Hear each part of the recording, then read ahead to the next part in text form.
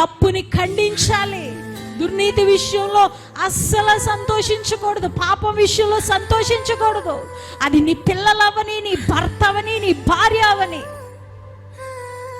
నా భర్త గారండి ఏదైనా నాలో లోపం చూస్తే వెంటనే చెప్తారు. నేను అంటాను, మీకు వాళ్ళంటే ప్రేమ, నేనంటే ప్రేమ లేదు, అందుకే మీరు నన్ను తిడుతున్నారు అంటారు. అంటే ఆయన అంటారు, లేదు, నేను నిన్ను ఎక్కువ ప్రేమిస్తున్నాను కాబట్టి నీ తప్పని నేను నిన్ను తిడుతున్నాను.